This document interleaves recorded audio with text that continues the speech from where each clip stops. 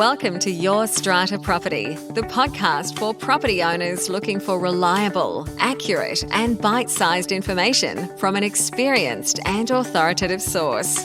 To access previous episodes and useful strata tips, go to www.yourstrataproperty.com.au.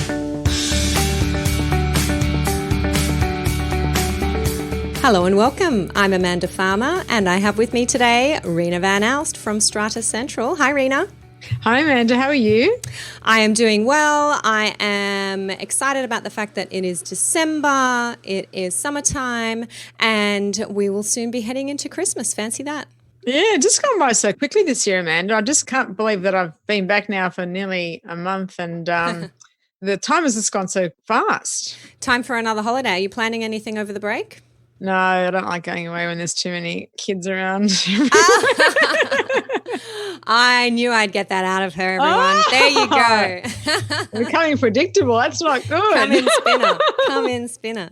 Yes, well, I will be one of those parents enjoying the school holidays with my gorgeous child, who I love very much. Yes, he is a gorgeous child. I must agree on that, Amanda. All right, moving over to Strata things for this week, our wins and our challenges. Reena, let me know your challenge for this week. Well, my challenge for this week, Amanda, relates to an NCAT application that's been submitted by an owner in one of the schemes that we manage. Initially, of course, the owner had submitted an application for mediation, which I had recommended to the Strata Committee be declined because knowing what the matter was about, we knew that there would only be time expended without any resolution. We had tried to talk to this owner before any of this had occurred, and therefore knowing the type of personality that we're dealing with and, in a sense, their attitude towards not just the matter in hand, but he was quite hostile against individual committee members, using denigrating terminology about individuals. And so I gathered that mediation will not really be fruitful or helpful. So the Strata Committee concurred with my recommendation. They had already decided before I even mentioned, when they asked me what I thought about it, what my recommendation was, they had already decided that they did not want to attend mediation but wanted to seek my opinion. When you look at the application, Amanda, there's actually no evidence. So there's a number of allegations about what the Strata Committee has done and should have done and hasn't done, but there's no actual evidence stating, for example, there's no pictures, there's no statements, there's no anything. It's just basically just some emails and, comments and what I would call politely a bit of a rant. And now obviously the Arts Corporation has to engage a lawyer to deal with the matter. And I was just going to ask you, in terms of NCAT and how the process works, I know that people can't be denied natural justice and you have to go through the processes as they've been legislated. But what happens if people, Amanda, just keep submitting applications? This is not the first time apparently this has happened. I was advised that this has occurred, I think, about 2 years ago before we took over as the agent.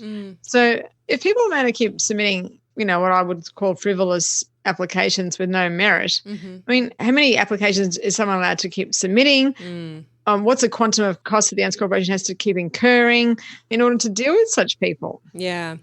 Well, look, a couple of things there. You've said that the application itself doesn't attach any real evidence. I imagine you've been served with a copy of that application by the Tribunal and there is a date for a first directions hearing. That's correct. Now, in my experience, it does not matter that an applicant doesn't put their entire case together with their application when they file it. They will be given the opportunity by the Tribunal at the first directions hearing to file further material. And often it's something like 4 to 6 weeks for them to put on their evidence and then 4 to 6 weeks for the respondent, in your case the Owners Corporation, to put on their evidence in reply. And that's that issue of natural justice and procedural fairness that you refer to, Reena. So the mere fact that the application doesn't really have anything supporting it yet is not enough to make it misconceived or frivolous or indeed vexatious. However, If the matter continues and the lot owner perhaps doesn't comply with directions of the tribunal, doesn't put on any evidence, doesn't have any evidence, continues to just rant, as you say, and not actually make or put an arguable case, then ultimately you expect that the owner's corporation will be successful in its defence of that case. And if it has engaged a lawyer and it has incurred costs, it may consider making an application under Section 60 of the Civil and Administrative Tribunal Act in New South Wales for an order that the lot owner pay the owner's corporation's costs. And if you look at Section 60, I'll put a link to it in the show notes, it says that cost orders are made in special circumstances and lists the type of situations that may constitute special circumstances, and that includes an application that is frivolous, vexatious, misconceived, or lacking in substance. So if that's the case, on an application by application basis, the owner's corporation can and probably should seek cost orders if it has engaged a lawyer and incurred those costs, and I'm sure your lawyer would advise you to do that.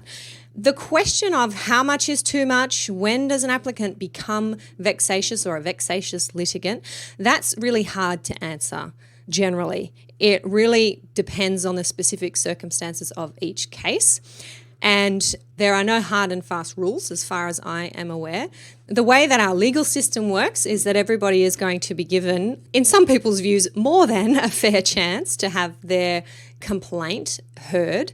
And it often feels, when you're on the other side of that there is an inherent unfairness, particularly when it comes to litigants who may be unrepresented and therefore not incurring the costs that you might be incurring with a lawyer. There is one reported case that I'm aware of, Reena, that I'm just putting my finger on now, and I will put a link to this one in the show notes as well.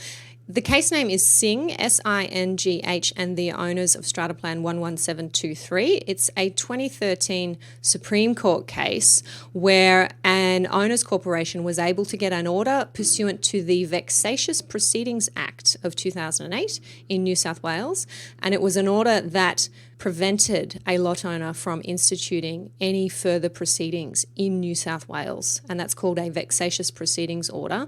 The lot owner couldn't institute any further proceedings against the owners corporation. Now, the short summary is that this owners corporation had been in litigation with the owner for more than 3 years, various different courts. I'm not sure that the tribunal was involved in this case, and I believe that the dispute originally arose from unpaid levies. Oh, wow. And the lot owner would not accept that those levies were due and owing. And of course, as we know, when those kind of disputes happen, the bill just keeps racking up. Now, it's very rare for orders to be made under the Vexatious Proceedings Act. There are very few reported cases where orders have been made. So, as I said, it would be a very serious situation, and anyone seeking that order would be very well placed to get some considered advice on that issue. Yeah, I do understand, Amanda, that he wouldn't be deemed to be a vexatious litigant because it's only been a few times. But I think that when people make frivolous applications, and it is time consuming because the Strata Committee is obviously elected to undertake, management of the scheme. And most people would see that in relation to common property and improving the amenities and making the building, more valuable, a much nicer place to live for the owners and a good place for investors to purchase apartments. But what I'm finding at the moment, that a lot of time in many of schemes is being expended dealing with these types of applications, which really then take up a lot of resources, both financially for the scheme as well as, emotionally, because when people are involved, even if they're not going to court or, people live in the same building, you see them, it creates that sort of level of discomfort. You walk into the foyer, that person's there and, or you're in the garage when you're getting your car out. And so it just goes beyond your normal sort of litigation that you have, say, in normal courts or in normal circumstances where people, live separately, they don't see each other, and then, they might meet at court, they have both their lawyers there, etc. This is a bit more personal because it involves people's homes. And I think the fact that NCAT just has very little standards in terms of even costs would be a good way to perhaps be able to sort of circumvent some of these misconceived applications, as you so put it, Amanda. But at the moment, it doesn't seem that's the case. Yeah, I agree with you that strata disputes are a beast of their own, and that's exactly what Chris Irons said when I interviewed him in episode 174. Now, he's the Body Corporate Commissioner in Queensland, and he was explaining the role of his office and how he felt that the Commissioner's office had an unusual role in both providing guidance and information to those living in body corporates, but also being part of the dispute resolution process. And he felt that that was a justifiably unique and unusual role because these are unique and unusual circumstances. These are people who may be in dispute with each other and living next door to each other. I see it being quite similar to, say, family law, where we've set up quite a separate, distinct legal regime for family law disputes, recognising that the people involved in those disputes have obviously very close relationships, and there is a great benefit in preserving that relationship so far as is possible, or not making it even worse. So, yeah, it may be that some disputes will reach that level of being vexatious. Yes, a cost order. Cost orders are getting made by the tribunal. I have certainly been involved in cases where cost orders are made. They do happen, so bear that one in mind. But hopefully you don't see too many more applications from this particular lot owner. Exactly. Thanks, Amanda. Okay, I am going to look back at an issue that I raised around about 3 episodes ago, episode 185. That was a solo episode from me, and I was talking about the question of stop valves or stopcocks within lots or servicing lots. And I answered the question, are they lot property or are they common property? And the view that I expressed was that they are lot property because they are for the exclusive benefit of one lot. And based on the definition of common infrastructure in Section 4 of the Strata Schemes Development Act, they don't fall within that definition and are therefore lot property, unless, of course, there is some kind of separate marking on the strata plan. Now, I'm raising this again, Reena, because that was a solo episode. I was essentially having a chat with myself and for the benefit of our listeners. And I do want to talk to you about this issue because it's one that's come up a few times in the member forum. There's been a lot of discussion in that forum about the question. It's come up in my own building. Many managers would have this issue of having to replace stop valves across an entire building. And I've also had a listener contact me. Michael has written in to say that his view is essentially in line with mine. He says that from the boundary of the lot onwards internally to the lot, the stop valves, piping and fittings, including flexible pipework to taps, are, in his view, the responsibility of the lot owner. Interestingly, he says that the pipework that is on the other side of the boundary, in fact, belongs to the Water Board or Sydney Water, and there will be obligations that the Owners Corporation has to Sydney Water to make sure that those pipes are in serviceable repair. So that's a good point, and thank you, Michael, for sharing that view. But Reena, what's your experience with these stop valves? Do your Owners Corporations pay for the replacement in various lots across the building, or do they make lot owners pay for them? Yeah, it's a really interesting question, Amanda, because I assume when you mean stop valve, you mean a stop cock. I think it's the same thing, I think. And basically, our experience has always been that this is an Owners Corporation's responsibility for the main reason that, depending on the building, they're normally not situated within the lot. They're outside of the lot. That's one consideration we've taken into our thinking as to why the Owners Corporation has been paying for them. Not always, but in older buildings, they usually have been. The second thing is that in the Common Property Memorandum that's been issued by Fair Trading, and I believe also the previous one that had been issued by LPI, as it was known before it became LRS, Land Registry Services, that also had that as a Owners Corporation responsibility. So based on those two factors, I do agree that those only service that one lot. But yeah, it's been one of those things that I really haven't had much contention with, and it's always been assumed to be an Owners Corporation responsibility for the reasons that I've mentioned. Now that you sort of talk about it, Amanda, it does make sense that why should it be? It only services that one lot. Now, interesting point about these valves being located outside the lot. I know I'm thinking of valves, say, in my own building where they are certainly within the lot. We've got 3. We've got the bathroom, the kitchen and the laundry. So good to know that in some of your buildings they'd be located outside the lot. However, from my point of view, I don't think that changes the legal position when you look at the definition of what is common infrastructure under the Strata Schemes Development Act. So the Act says that common property includes common infrastructure, and common infrastructure includes pipes, wires, cables or ducts that are not for the exclusive benefit of one lot. Now, even if these valves are located outside of the lot, if they are for the exclusive benefit of the lot, I think they're still going to be lot property. Now, the reason this is kind of maybe grey or confusing or not intuitive is because we're not talking about property that is reflected on the strata plan. So we're not talking about boundaries. We're not talking about floors or walls, which we would usually see marked on the strata plan. And then the Act gives us a definition for where the lot property boundary lies. It's not shown on the strata plan. I do add a caveat there that there may be some strata plans that would have a notation about certain items of plumbing or stop valves, or of course if there is a notation then that notation will prevail, so it's always important to look at the strata plan.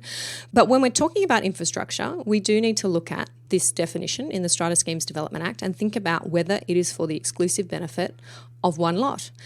And thank you, Reena, for raising the Common Property Memorandum. I have since looked at that and can see that it does list the main stopcock to the unit as an item that the owner's corporation is responsible to repair.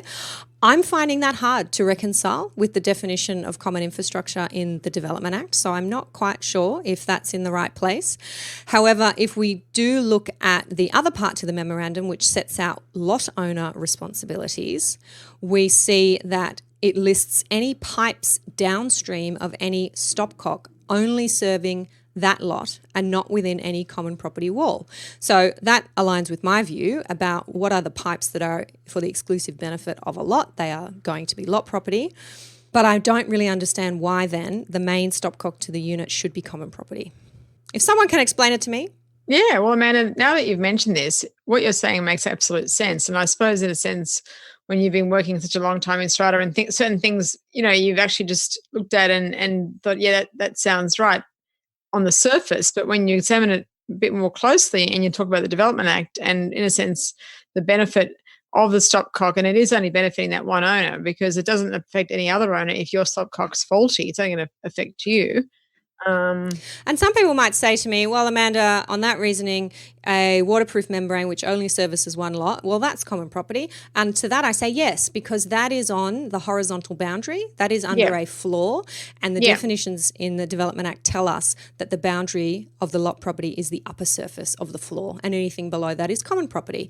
So that makes sense according to that definition. The definition of common infrastructure, I believe, appears to exclude these stop valves if they are for the exclusive benefit of one lot. Yeah, I'm definitely what you're saying sounds correct, Amanda.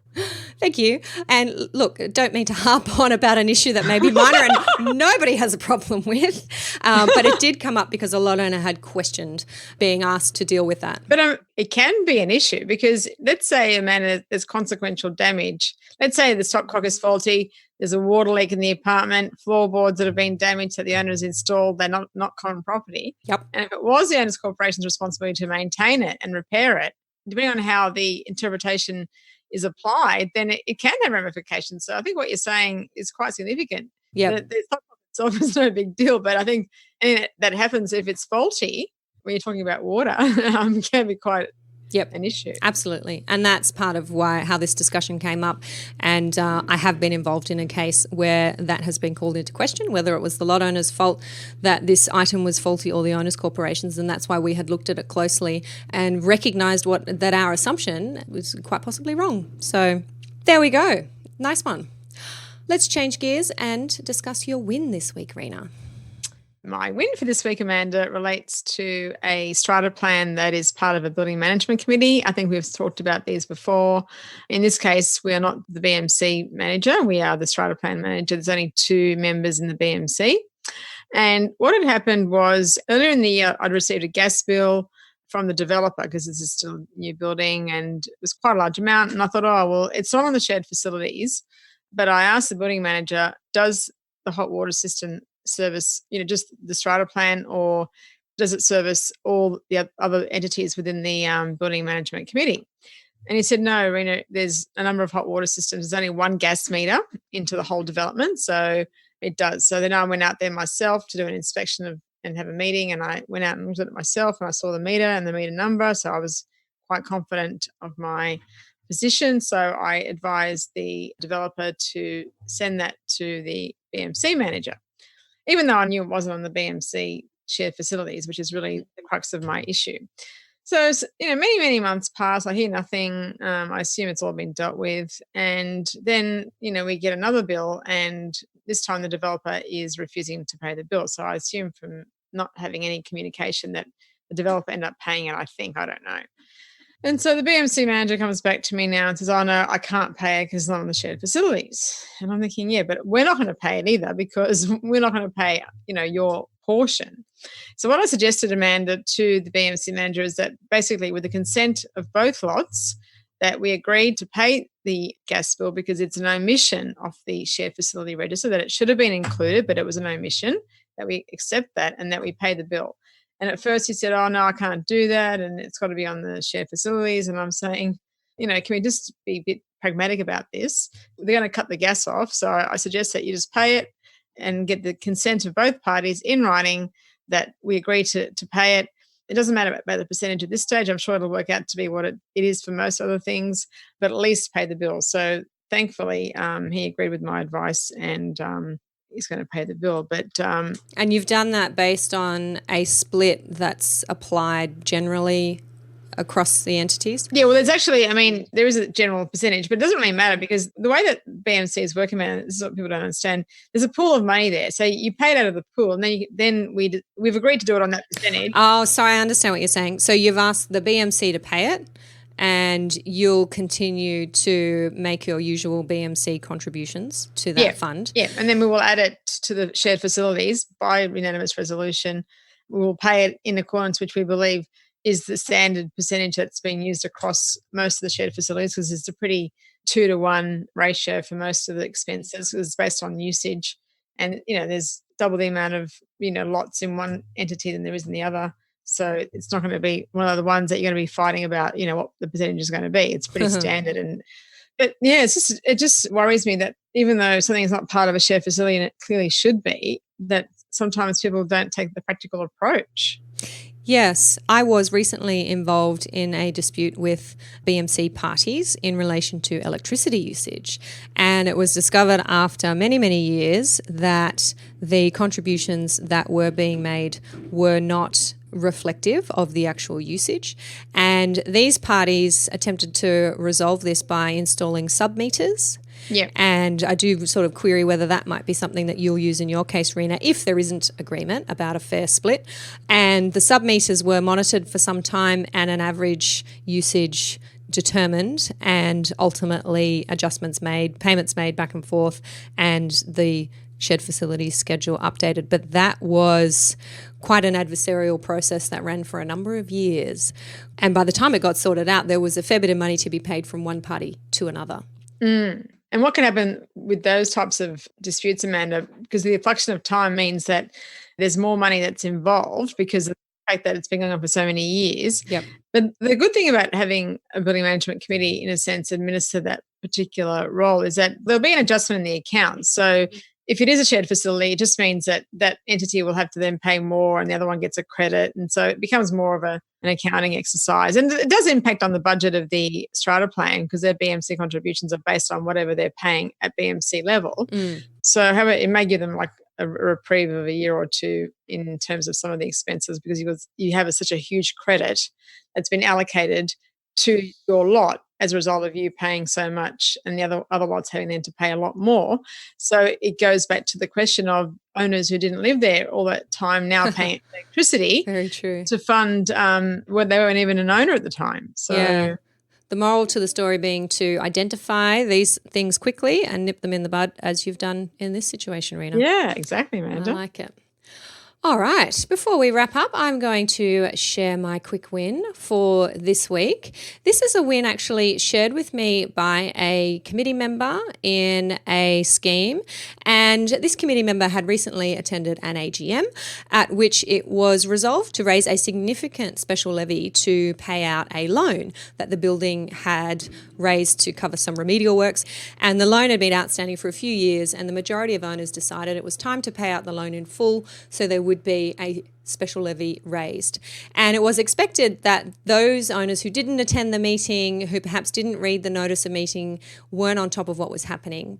It was anticipated that when they got their levy notice setting out the amount of the special levy, that there might be some concerns and some questions raised.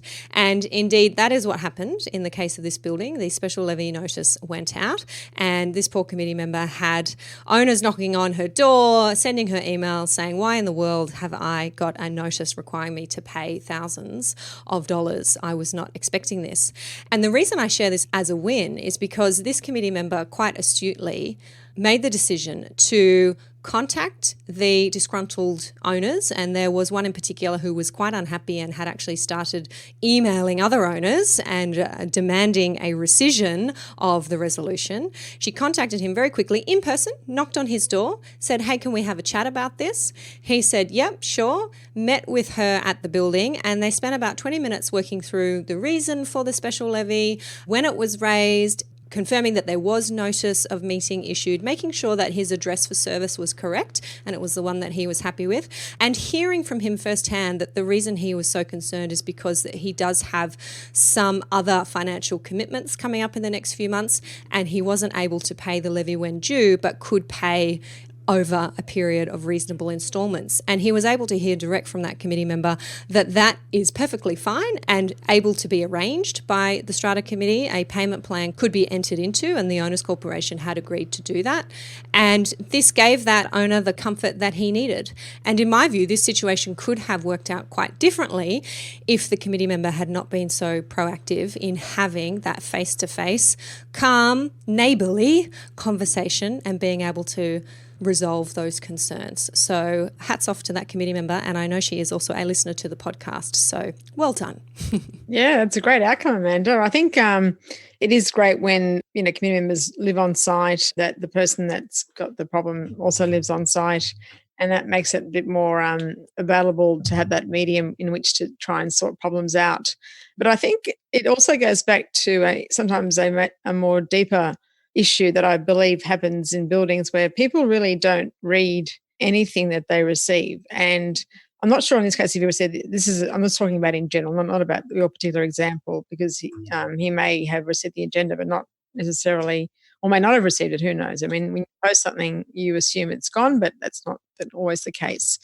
But people actually receive, agendas, and in cases where I think we're going to increase the levy significantly, we always write a letter. Either the chairperson has a report or we write a letter to try and explain to the owners, that the fact that the levy is going up.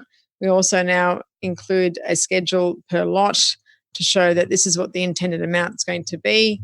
If it's more than one quarter, we then put more than one quarter and give an annualized amount. But I actually believe, and in one case I know I left something in yellow because I wanted it to stand out.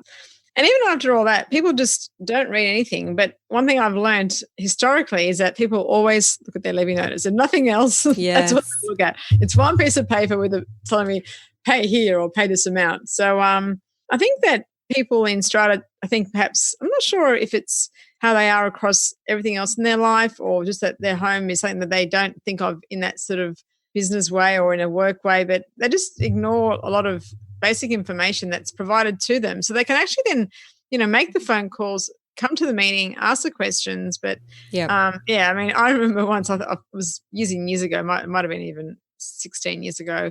And I remember at the time that the chairperson said that no one is going to come to the meeting. I've written a letter. I've said, I'm going to triple the levies. He made it sound doomsday. And he said he did it on purpose because he wanted to try and send a message that you need to come to this meeting. And hardly anyone came. And I mean, obviously enough for a quorum. And then we get all the phone calls about the levy notices once they went out. So, and I know we are preaching to the converted here, because if you are listening to this podcast, you are obviously a highly engaged owner. But it's a really good tip here for committee members who are preparing for AGMs, preparing for contentious motions that are going to be on agendas, to make sure that the communication trail is there, because you know that you might not get the emails or the complaints when the agenda goes out. You might not get the attendance at the meeting and the emails and the complaints when the minutes go out, but you'll get them when the levy notices go out. And if you can, as best you are able, communicate like a human being, not like a computer, not like a robot, with the other human beings who have these concerns, then it's going to save a lot of time, trouble, heartache, probably money for you down the track. So it is possible to promptly resolve what might at first glance seem to be difficult problems just by having the conversation. Exactly, Amanda. And that is it, I think, Reena, for our conversation this week. It's been lovely chatting with you. You too, Amanda. See you next time. Thank you for listening to Your Strata Property, the podcast which consistently delivers to property owners reliable and accurate information about their strata property. You can access all the information below this episode via the show notes at www.yourstrataproperty.com.au. You can also ask questions in the comments section, which Amanda will answer in her upcoming episodes. How can Amanda help you today?